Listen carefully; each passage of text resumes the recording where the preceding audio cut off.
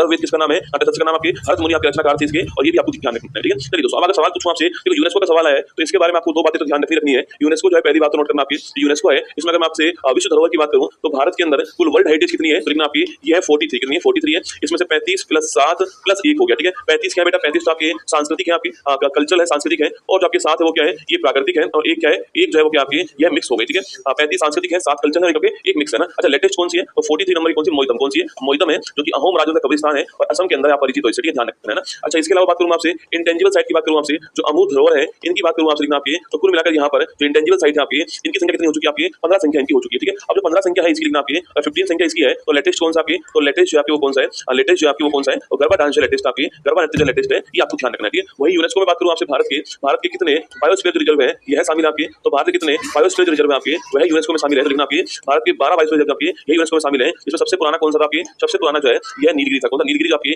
नीलगिरी राष्ट्रीय उद्यान जो है सबसे पुराना आपको नोट करना है। ठीक है, तो सारे क्वेश्चन आपको स्टेप बाय स्टेप अपने दिमाग में रखना है, कोई सवाल पूछ ले आपसे आपको नोट करना है। ठीक है, चलिए आगे बढ़ते हैं। ये आपके जो भगवत गीता है और आपके नाट्यशास्त्र है, इन दोनों को आपकी यूनेस्को की memory of the world register जो है इसमें शामिल कर दिया है ना। आगे बढ़िए नेक्स्ट क्वेश्चन। हाल में क्लाउडिया सिनबाम ने किस देश की महिला राष्ट्रपति के रूप में आपकी शपथ ली है, और क्लाउडिया सिनबाम महिला राष्ट्रपति कहां की, मैक्सिको, कहां की है, मैक्सिको, आपको ध्यान रखना है ना। चलिए हाल ही में क्लासिकल लैंग्वेज का दर्जा किसे तो प्राप्त हुआ है, देखो पहले 6 हमारे पास पहले थी आपकी तमिल संस्कृत मलयालम कन्नड़ और आपके मलयालम कन्नड़ और आपके इसके अलावा तेलुगु उड़िया। ठीक है, ये पहले 6 हमारे पास थी ना, तमिल संस्कृत मलयालम कन्नड़ तेलुगु उड़िया ना। इसके बाद 5 कौन सी आ चुकी है आपके, तो मराठी आ चुकी है, आपके असमिया आ चुकी है, बंगाली आ चुकी है, प्राकृत आ चुकी है, पाली आ चुकी है ना, ये 5 आ चुकी है ना। हाल ही में कुल मिलाकर 11 हो चुकी है। ठीक है, हाल ही में अंतरराष्ट्रीय वित्त निगम ने आपके पहले ब्लू लोन के लिए किसके साथ पार्टनरशिप की है, एक्सिस बैंक के साथ। एक्सिस बैंक जो है इसके साथ में पार्टनरशिप की, आपको ध्यान रखना है। ठीक है, तो एक्सिस बैंक के साथ में पार्टनरशिप की आपको नोट करना है ना। हाल ही में विश्व डोपिंग रोधी एजेंसी से मान्यता प्राप्त एथलीट पासपोर्ट प्रबंधन इकाई स्थापित करने वाला भारत वर्ल्ड का कौन सा देश बन चुका है। ठीक है, देखो सबसे पहले आपकी WADA हिंदी में तो लिखा हुआ यहाँ पर वर्ल्ड एंटी डोपिंग एजेंसी, क्या बोलते हैं इसको, वर्ल्ड एंटी डोपिंग एजेंसी कहते हैं, इसको ध्यान रखना है। ठीक है, इसे बोलते हैं विश्व डोपिंग रोधी एजेंसी कहते हैं, वर्ल्ड एंटी डोपिंग एजेंसी कहते हैं, आपको ध्यान रखना है। ठीक है, अच्छा इसकी स्थापना कब होती है, इसकी स्थापना जो है 1999 के अंदर जो है इसकी स्थापना होती है